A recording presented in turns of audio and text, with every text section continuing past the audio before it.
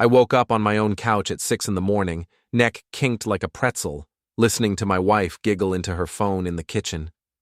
Vanessa's voice had that honey drip quality she used when she wanted something. Problem was, I knew she wasn't talking to me. "Oh, Chad, you're so bad," she whispered, thinking I was still asleep. "When Elliot finds out, he's going to lose his mind." Chad. The name hit me like a sledgehammer to the gut. I'd heard it before, floating around her conversations like a bad smell. Always, "Chad from the office," or "Chad who handles our IT." Never just Chad, never with that tone that made my skin crawl. I stayed frozen on the couch, construction worker instincts kicking in. When you're hanging drywall 20 feet up, you learn to stay still and listen for danger. Right now, danger was my wife of 12 years planning something that involved me losing my mind. "The plan's working perfectly," Vanessa continued. "He's sleeping on the couch every night now. I've got him so confused he doesn't know which way is up. By next month, I'll have everything I need to make him look like the bad guy." My stomach twisted. The couch wasn't my choice. She'd been picking fights every night for weeks, then locking the bedroom door. I thought she needed space to work through whatever midlife crisis was eating at her. Turns out, she needed space to plan my destruction. "I love you too, baby," she cooed. "See you at lunch." The phone clicked off. I heard her heels clicking toward the living room, so I fake snored and rolled over. She stood there for a full minute, probably making sure I was really asleep, then grabbed her purse and headed for the garage. The moment her car pulled out, I sat up and rubbed my face. 12 years of marriage and I was getting played like a fiddle. Vanessa worked in HR at some tech company downtown, made twice what I pulled in as a contractor. She'd been throwing that in my face lately, along with comments about my limited potential and blue-collar mentality. I should have seen this coming. The late nights, the new clothes, the way she'd started working out obsessively and buying lingerie I never saw her wear. Classic cheating wife playbook, and I'd been too busy trying to save our marriage to read the signs. My phone buzzed. Text message from a number I didn't recognize. "Order pizza for breakfast. Trust me. A friend." What the hell? I stared at the message, wondering if this was some kind of spam, but something about the timing felt off. Vanessa leaves. Mysterious text arrives. In my line of work, you learn to pay attention to weird coincidences. I called Tony's Pizza, even though it was barely 7 a.m. Surprisingly, they were open. "Tony's, we deliver," said a tired voice. "Yeah, I need a large pepperoni delivered to 428 Maple Street. That'll be 23:50, 40 minutes. 40 minutes later, I was nursing my second cup of coffee when the doorbell rang. I opened it to find a skinny kid, maybe 19, holding my pizza box. His hands were shaking, and he kept glancing over his shoulder like someone was chasing him. "You Elliot Rourke?" he whispered. "Yeah, that's me. Look, man, I was paid to give you this pizza, but there's something you need to know." He thrust the box at me, then grabbed my arm. "There's a van across the street. Guy inside has been watching your house for an hour. He's got some kind of laser pointer thing." I looked past him and saw a dark blue van parked under the oak tree. As I watched, a green dot appeared on the pizza kid's forehead. "Jesus Christ," I muttered, yanking him inside and slamming the door. "What the hell is going on?" But when I turned around, the kid was already running toward the back of the house. I heard the sliding door open and close, then silence. I set the pizza box on the kitchen counter and stared at it. $23.50 for answers, apparently. When I opened the box, I found a normal-looking pepperoni pizza, except for one slice that looked weird. The cheese was lumpy, like something was hidden underneath. I peeled back the cheese and found a small plastic bag containing a USB drive. A note was wrapped around it. "Everything you need to know about Vanessa and Chad. Use it wisely. Someone who's been where you are." My hands were shaking as I walked to my laptop. The USB drive contained dozens of files, screenshots of text messages, photos, even audio recordings. I clicked on the first text thread and felt my world tilt sideways. Vanessa to Chad. Elliot's such an idiot. He actually thinks I'm working late every night. Poor bastard has no idea I'm planning to take him for everything he's worth. Chad to Vanessa. What about the abuse story we discussed? You sure you can sell that? Vanessa to Chad. Please. I've been setting it up for months. All those fights where I locked him out of the bedroom. I've been documenting everything, making him look controlling and unstable. My lawyer says it's perfect for a domestic abuse case. I scrolled through message after message, each one worse than the last. They'd been planning this for 6 months. Every fight, every cold shoulder, every time she'd made me feel crazy for questioning her behavior, it was all calculated. But the worst part was the audio file labeled Strategy Session. I clicked play and heard Vanessa's voice, clear as day. The key is making him snap in public, she was saying. If I can get Elliot to lose his temper in front of witnesses, especially our friends, then I've got everything I need. Abusive husband, terrified wife, clean divorce with maximum payout. Chad's voice. What if he doesn't take the bait? Oh, he will. I know exactly which buttons to push. Elliot's got that blue-collar pride thing going on. Challenge his masculinity in front of people he respects and he'll explode. Then I play the victim and everyone feels sorry for poor little Vanessa who married beneath her station. They both laughed. Actually laughed about destroying my life. I sat back in my chair, staring at the screen. For 12 years, I had loved this woman. Worked 60-hour weeks to help pay for her college degree, supported her through 2 career changes, held her when her mother passed away. And this was how she repaid me. But here's the thing about construction work. It teaches you patience. You don't tear down a building with a sledgehammer. You study the structure, find the weak points, then apply pressure in exactly the right spots. Controlled demolition. I copied all the files to my hard drive, then removed the USB and put it in my toolbox. Vanessa wanted to play games? Fine. But she'd picked the wrong opponent. My phone buzzed with another text from her. Working late again tonight. Don't wait up. I typed back, no problem, honey. Take all the time you need. Time to make some calls. I called my buddy Alonzo first. We'd worked construction together for 15 years, and he knew more dirt about this town than a backhoe operator. If anyone could help me figure out my next move, it was him. Eli, what's up, man? You sound like someone pissed in your cornflakes. Can you come over? I need to show you something, and I need advice from someone who's not crazy. On my way. You got beer? I'll grab some.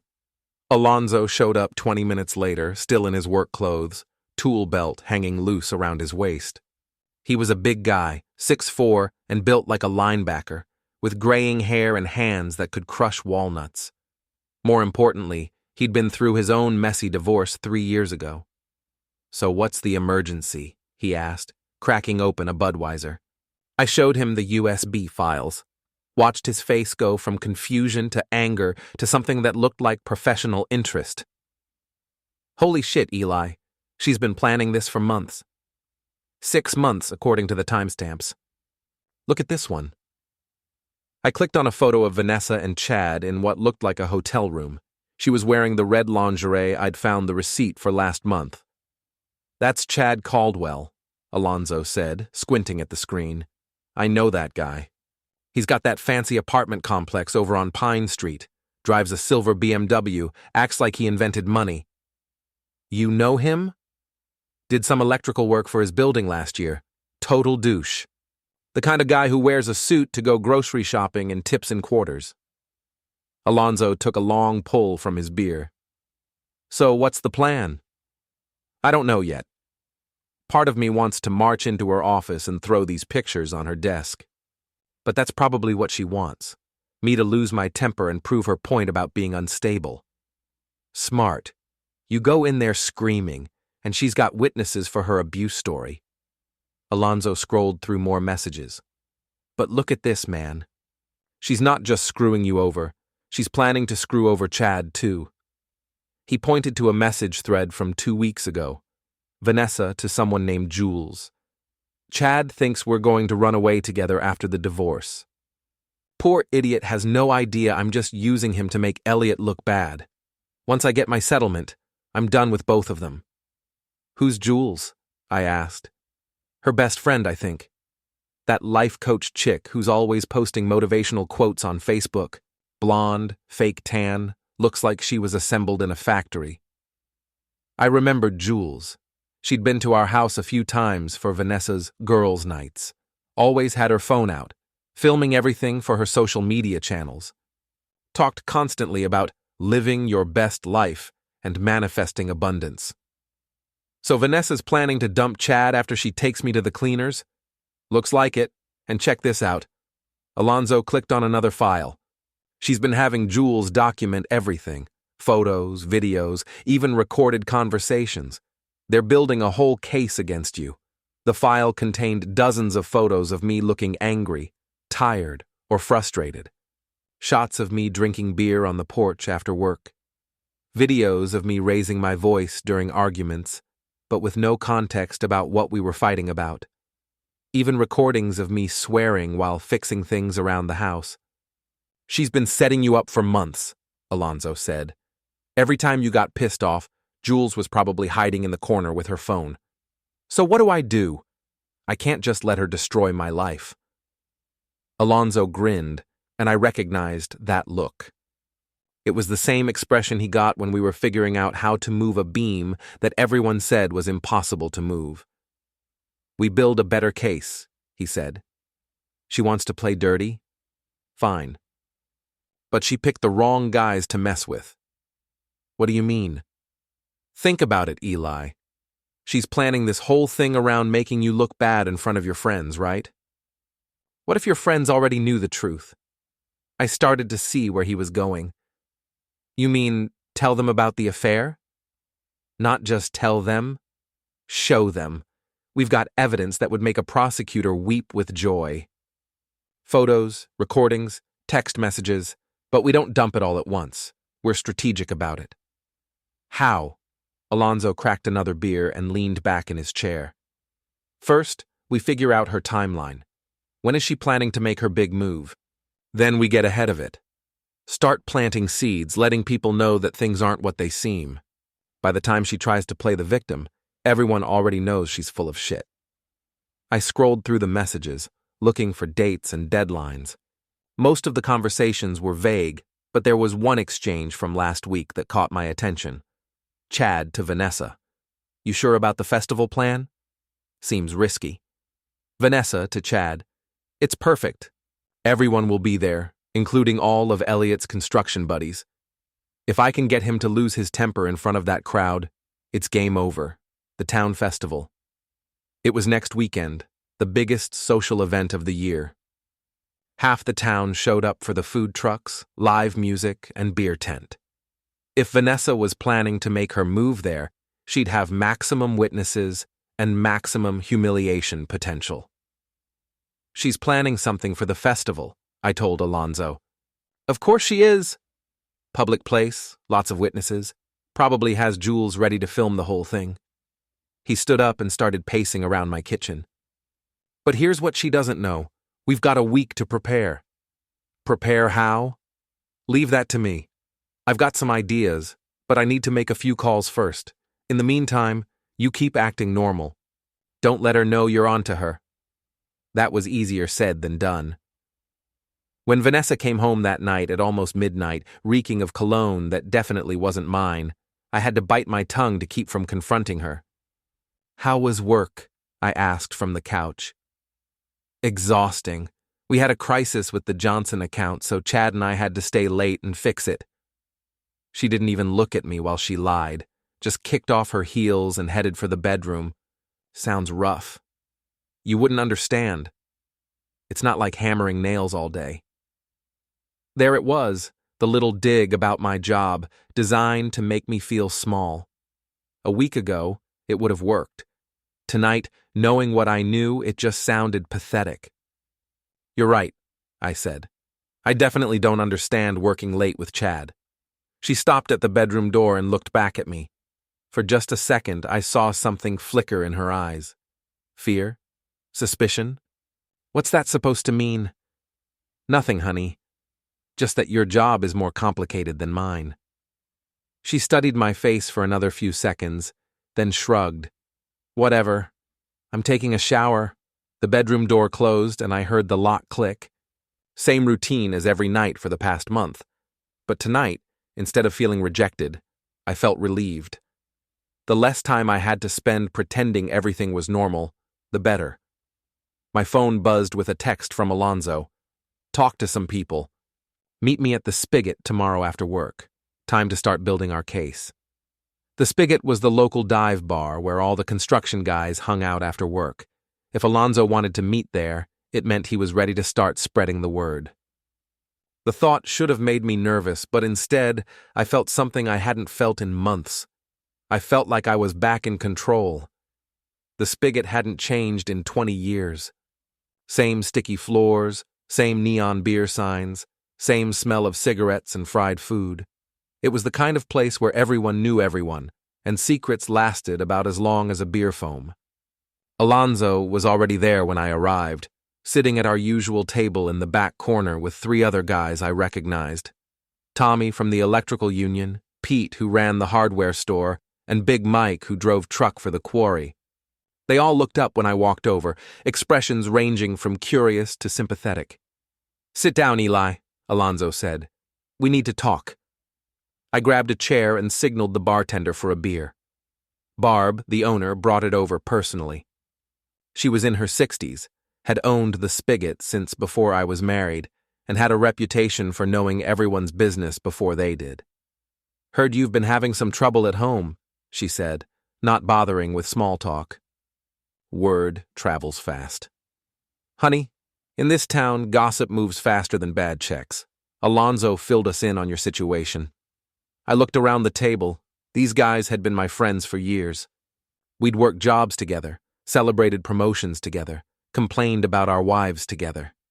If Vanessa's plan was to turn them against me, she was going to be disappointed. "So you all know about Vanessa and Chad?" I asked. Tommy nodded. Alonzo showed us the pictures. "That's some cold shit, man. Planning to frame you for abuse? That's lower than snake shit." "Question is, what are you going to do about it?" Pete asked. "Because if you're planning to just roll over and let her screw you, we're going to have words." Big Mike cracked his knuckles. "Or we could just pay Chad a visit. Explain the situation to him in terms he'd understand." "No," I said quickly. "No violence." That's exactly what she wants. Me and my friends acting like thugs. It'll just prove her point. "So what's the plan?" Barb asked. Alonzo leaned forward. "We're going to beat her at her own game." "She wants to destroy Eli's reputation?" "Fine, but we're going to destroy hers first." He pulled out his phone and showed them the USB files. "We've got enough evidence to bury her. Text messages, photos, recorded conversations. The question is how to use it for maximum impact." "Festival's this weekend," Tommy said. "She's probably planning to make her move there." "That's what we're thinking," I agreed. "Big crowd, lots of witnesses. She'll try to provoke me into losing my temper, then play the victim." Barb laughed, but it wasn't a pleasant sound. "That little bastard picked the wrong crowd to mess with. Half the people at that festival owe you favors, Eli. Remember when you fixed the church roof for free? Or when you helped rebuild the Hendersons' porch after the fire?" She was right. I'd been doing volunteer work around town for years, helping people who couldn't afford contractors. It was just being neighborly, but apparently I'd built up more goodwill than I realized. "So here's what we do," Alonzo said. "We get ahead of her story. Start letting people know what's really going on, but we do it smart. No big announcements, no drama, just quiet conversations with the right people." "I can handle the business owners," Pete offered. "Most of them come into the hardware store. I'll make sure they know Vanessa's not the victim she's pretending to be." "I'll talk to the union guys," Tommy added. "We've got about 50 members who'll be at the festival. They hear the truth from me, they'll spread it around." Big Mike nodded. "Truckers talk to everyone. I'll make sure the word gets out." What about Jules? I asked. She's going to be filming everything, trying to make me look bad. Barb smiled. Leave Jules to me. I've got some interesting information about her life coaching business that she probably doesn't want getting out. What kind of information? The kind that involves promising lonely housewives they can find true love for just 3 easy payments. Of $99.99, turns out true love looks a lot like her nephew Brad, who's been scamming women from here to Albany. I stared at her. You're kidding. Honey, I've been bartending for 40 years.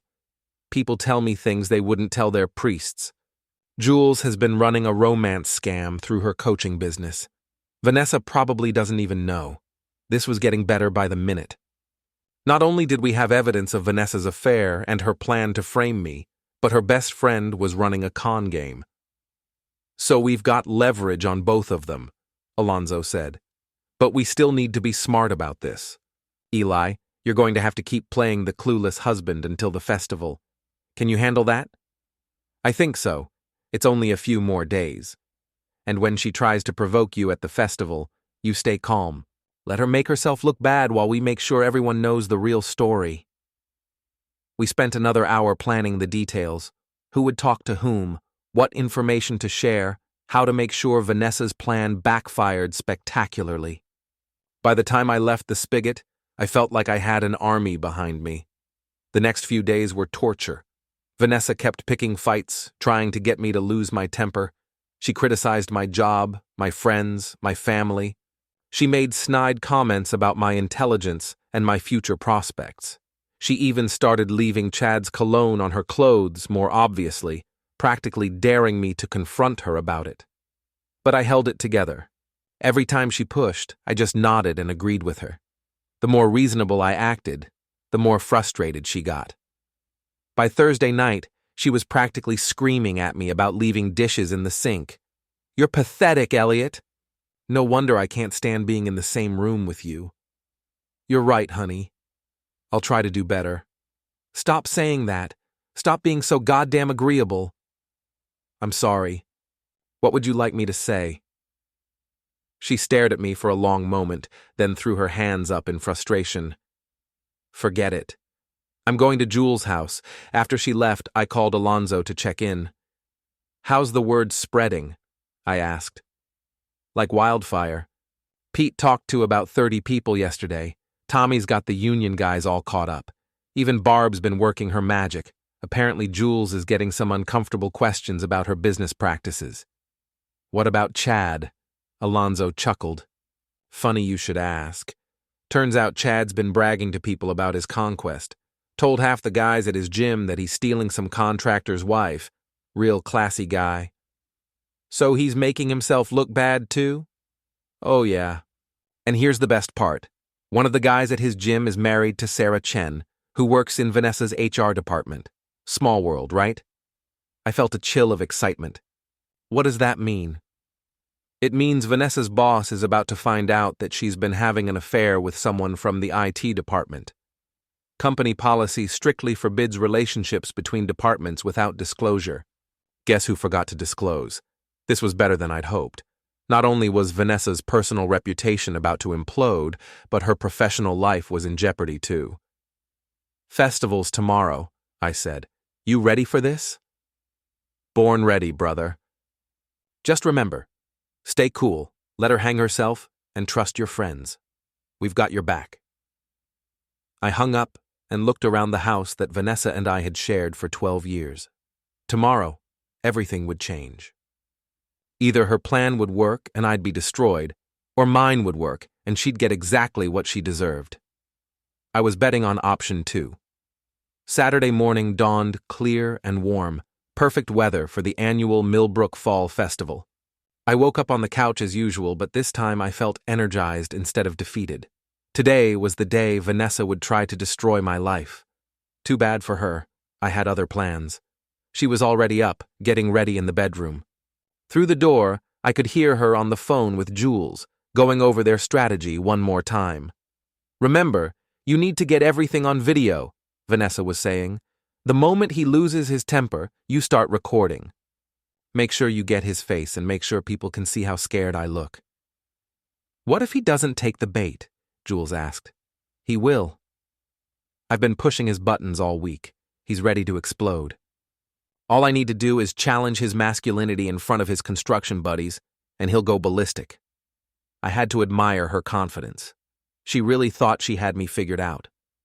In her mind, I was just some dumb blue-collar guy who would lose his temper the moment she embarrassed me in public. She had no idea that her entire plan had been compromised. When she emerged from the bedroom, she was dressed to impress, intentionally. Tight jeans, a low-cut top, flawless hair, and makeup. She looked more suited for a photo shoot than a small-town festival. "You're looking good," I said. "Special occasion? Just felt like making an effort.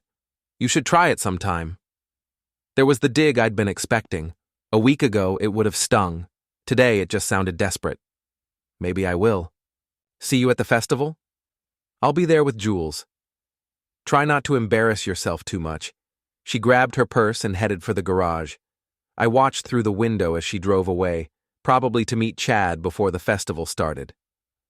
According to the text messages I'd seen, they were planning to arrive together, but pretend it was a coincidence. I took my time getting ready, showered, shaved, put on my best jeans, and a clean button-down shirt. If this was going to be a performance, I wanted to look the part. The festival was held in Riverside Park, a 20-acre space in the center of town with a bandstand, picnic areas, and enough room for food trucks and vendor booths. By the time I arrived at noon, the place was packed. Families with kids, teenagers trying to look cool, elderly couples walking hand in hand. The whole town had turned out. I spotted Alonzo by the beer tent, talking to a group of guys from work. He caught my eye and nodded slightly. Phase 1 was in motion. I bought a beer and wandered around, making conversation with people I knew. Everyone was friendly, maybe a little too friendly. I could tell the word had spread. People knew something was going down, and they were choosing sides. Mrs. Henderson from the church committee made a point of thanking me again for fixing their roof. Jim Morrison, who owned the auto shop, clapped me on the shoulder and said I was good people. Even the mayor's wife stopped to chat, which never happened. Around 2 o'clock, I saw Vanessa and Jules arrive. They made quite an entrance, Vanessa in her perfect outfit, Jules with her professional camera equipment, both of them scanning the crowd like predators looking for prey. Chad showed up 10 minutes later, playing his part perfectly. He accidentally bumped into Vanessa near the food trucks, and they acted surprised to see each other. Real Oscar-worthy performances. I was watching from about 50 feet away when Alonzo appeared at my elbow. "Showtime," he said quietly. "You ready for this?" "As ready as I'll ever be." "Remember, stay calm no matter what she says. Let her do all the work." I nodded and started walking toward the food trucks. It was time to spring the trap. Vanessa saw me coming and immediately moved closer to Chad. She put her hand on his arm and laughed at something he said, making sure I could see. Jules positioned herself with her camera, pretending to film the festival but really focusing on me. "Elliot," Vanessa called out, her voice carrying across the crowd. "Come meet my friend Chad from work." I walked over with a smile on my face. "Hey, honey." "Chad, right? I think I've heard your name before." Chad extended his hand with a smirk. "All good things, I hope." "Oh yeah, Vanessa talks about you all the time." The double meaning wasn't lost on either of them. Vanessa's eyes narrowed slightly, but she kept smiling. "Chad was just telling me about his new BMW," she said. "Maybe you could take a look at it sometime. You're so good with your hands." There it was, the first jab, implying that I was just a mechanic, good for manual labor but nothing more sophisticated. A week ago, it would have made me angry. Today, I just nodded. I'd be happy to help. "What kind of problems are you having, Chad?" "Oh, no problems," he said quickly. "It's a 2023 model, runs perfectly." "That's great. Must be nice to afford the latest and greatest." "I'm still driving my 2018 pickup, but it gets the job done." Vanessa looked frustrated. I was supposed to be getting defensive about money, not making pleasant conversation. Well, some people have more ambition than others, she said, turning up the heat. Chad's already talking about upgrading to a Tesla next year. Isn't that right, Chad? Absolutely. Got to stay current with technology. That's smart, I agreed. Though I heard Tesla's having some quality control issues lately. Might want to wait for the next generation. This was not going according to Vanessa's script. She'd expected me to get jealous or angry about Chad's success. Instead, I was having a normal conversation. Jules moved closer with her camera, sensing that they needed to escalate. Elliot, you should see Chad's apartment, Vanessa said. It's in that new luxury complex on Pine Street. The one with the concierge and the rooftop pool. Sounds nice. Must be convenient for those late-night work sessions you two have been having. Both Vanessa and Chad froze. There was just enough edge in my voice to make them wonder if I knew something, but not enough to prove it. What's that supposed to mean? Vanessa asked. Nothing, honey. Just that you've been working so many late nights lately. It's nice that Chad's there to help you with those difficult projects. The crowd around us was starting to pay attention. I could see Tommy and Pete moving closer, along with several other people who'd been briefed on the situation. Vanessa realized she was losing control of the narrative. Time for her nuclear option. You know what your problem is, Elliot? She said, her voice getting louder. You're jealous. Jealous that I have a successful career while you're still swinging a hammer at 42 years old. A few people in the crowd murmured. This was the moment she'd been building toward, humiliating me in front of my friends and neighbors. You're probably right, I said calmly. I'm just a simple contractor, not sophisticated like you and Chad. That's right. And you know what else? I'm tired of pretending that we're happy together. I'm tired of your small-town mentality and your blue-collar friends and your complete lack of ambition. The crowd was definitely listening now. Jules was filming everything, probably thinking she was capturing my humiliation. Vanessa was building up to her big finish. Maybe it's time we both admitted this marriage was a mistake, she shouted. The park had gone quiet around us. This was it, the moment where I was supposed to explode, probably grab her or shout back, giving her the evidence she needed for her abuse claims. Instead, I smiled. You know what, Vanessa? You're absolutely right. She blinked, thrown off by my response. We should definitely end this marriage, I continued, especially since you've already moved on with Chad here. What are you talking about? I pulled out my phone and opened the photos from the USB drive. I'm talking about these. I held up the screen so she could see the picture of her and Chad in the hotel room. Her face went white. Where did you get that? Does it matter? The point is, you're right. Our marriage is over. Has been for months, apparently. Chad was backing away slowly, realizing this wasn't going according to plan. Jules had stopped filming, her mouth hanging open. You've been spying on me? Vanessa demanded. I've been getting anonymous tips. Apparently you and Chad haven't been as discreet as you thought. The crowd was buzzing now. People were pulling out their phones, some to record the drama, others to text their friends about what was happening. Vanessa looked around and realized she'd lost the narrative completely. Instead of me looking like an abusive husband, she looked like a cheating wife who'd been caught red-handed. This is private, she shouted. You have no right to air our personal business in public. You're the one who wanted to do this at the festival, I pointed out. In fact, according to your text messages, this was always your plan. Quote, if I can get Elliot to lose his temper in front of that crowd, it's game over. Her face went from white to red. You hacked my phone? Didn't have to. You and Chad aren't very good at operational security. Chad finally found his voice. Look, man, this is between you and your wife. I'm out of here. He started to leave, but Tommy and Pete had moved to block his path. Not so fast, Chad, Tommy said. We've got some questions for you. Like why you've been bragging to half the guys at your gym about stealing Eli's wife, Pete added. Chad looked like a deer in headlights. I never said that. Really? Because Marcus at Gold's Gym says different. Says you told him you were planning to run away with some contractor's wife after she took him to the cleaners in divorce court. The crowd was getting bigger. Word was spreading through the festival that something major was happening by the food trucks. Vanessa realized she was losing control completely. Time for her backup plan. "He's been abusing me!" she suddenly screamed. "Elliot's been emotionally abusing me for months. That's why I turned to Chad for comfort. It was a desperate move, but it might have worked if we hadn't prepared for it." Barb stepped out of the crowd, holding her own phone. "That's interesting, honey," she said, "because I've got a recording here of you and Jules planning this whole thing. Want me to play it for everyone?" Vanessa's mouth opened and closed like a fish. Jules tried to run, but Big Mike was standing behind her. "Where are you going, Jules?"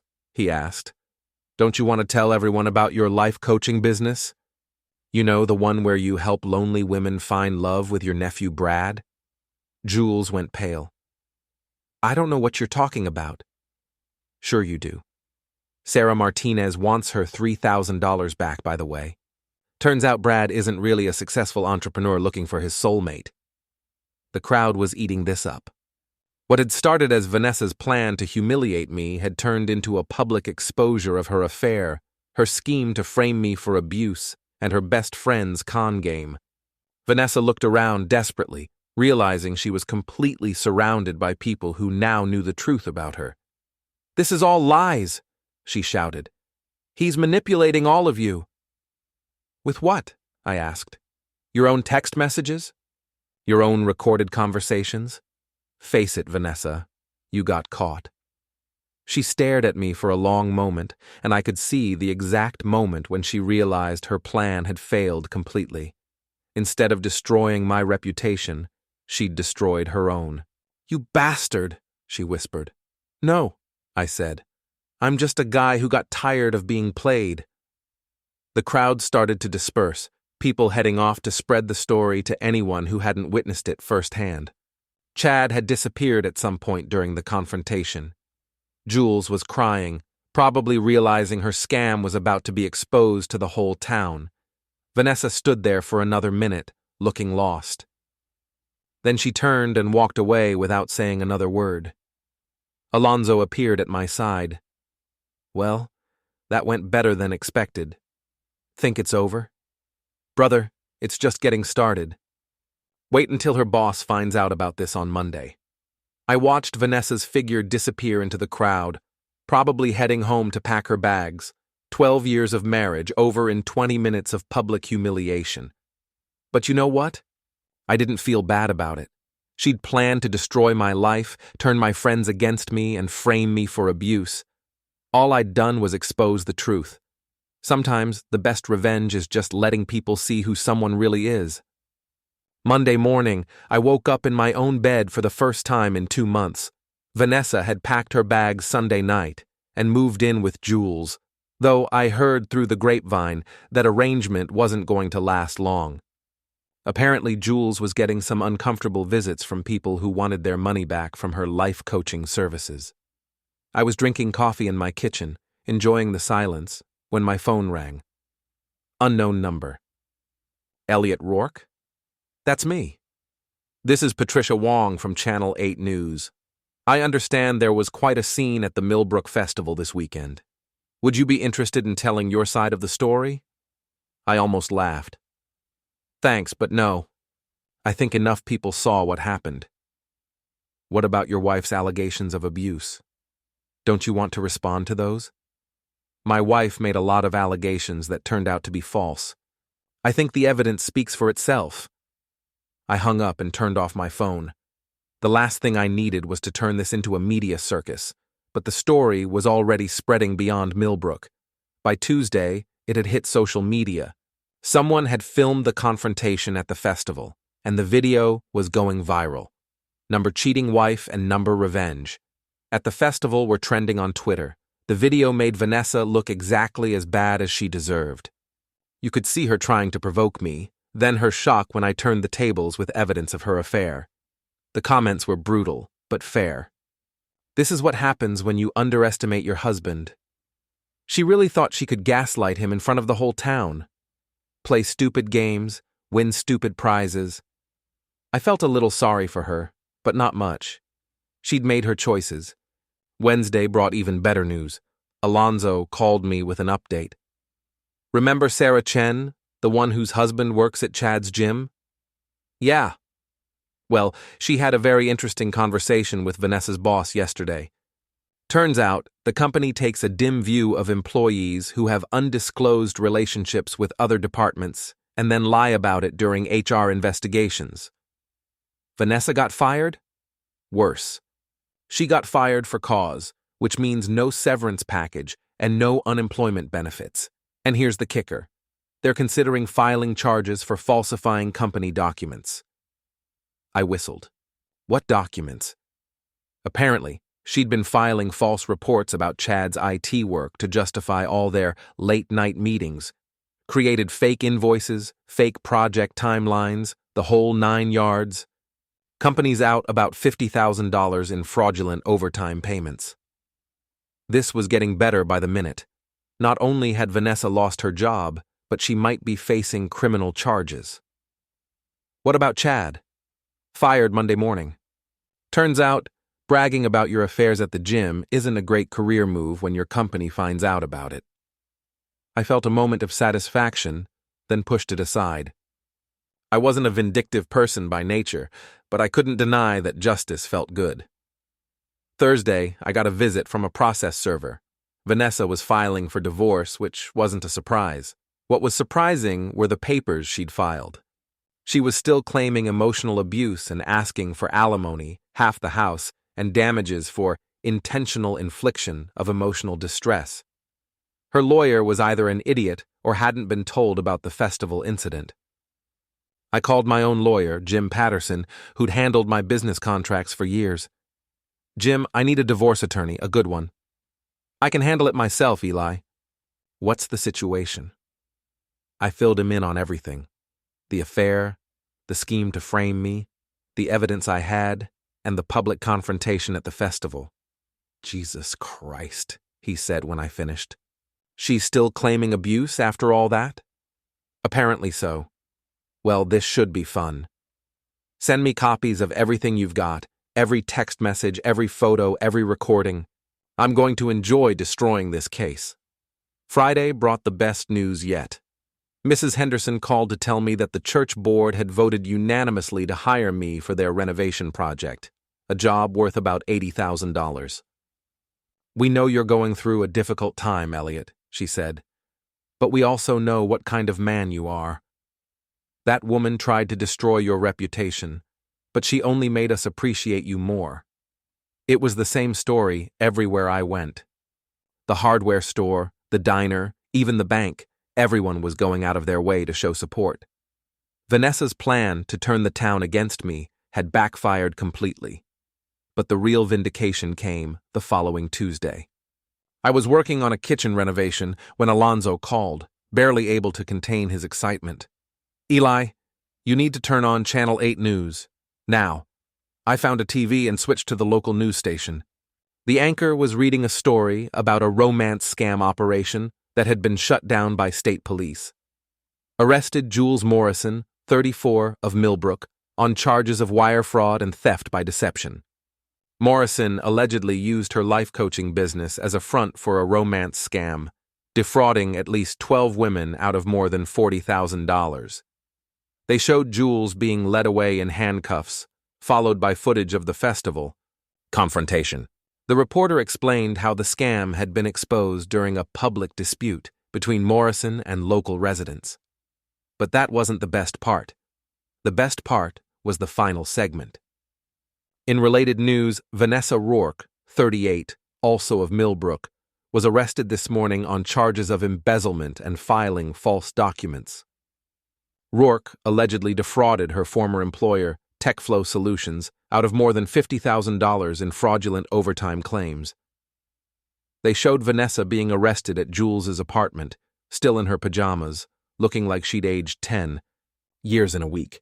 I turned off the TV and sat back in my chair. It was over. Really, truly over. Vanessa had tried to destroy my life, but she'd ended up destroying her own. She'd lost her job, her reputation, her best friend, and her freedom. Chad had lost his job and his reputation. Jules was facing federal fraud charges. And me? I was sitting in a client's kitchen getting paid good money to do work I loved, in a town where people respected me more than ever. My phone rang. It was Jim Patterson. "Eli, I've got good news and better news." "Let's hear it." "Good news is, Vanessa's lawyer just called. They want to settle the divorce quietly. No alimony, no claim on the house, no abuse allegations.